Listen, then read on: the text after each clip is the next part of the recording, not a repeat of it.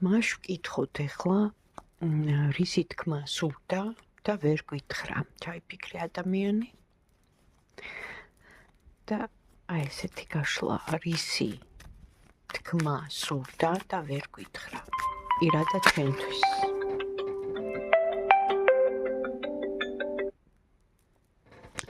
პირადად ჩვენთვის რისი თქმა სურდა და ვერ გითხრა. ნება. ძალიან დიდი ნება აქვს და ვერ გითხრა. ინტიმური ფიქრები, მიზიდულობა, ნება, ქიმია დაიბნა არ იცოდა როგორ ეთქვა და ბევრი რაღაცა არის რის გამოც მოეწონე. მაგრამ ნახე სწრაფად მოხდა ეს ყველაფერი და ამიტომ ვერ გაბედა ეთქვა რომ ესე იგი შენს მიმართ არა მარტო ნება, არამედ გრძნობაც გაუჩნდა.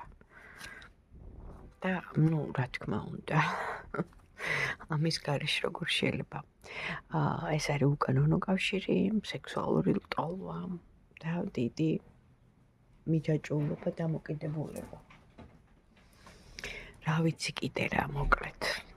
ფაქტია რომ სექსუალური რაღაც ფანტაზიები დაეუფლა და ეს ვერ გითხრა.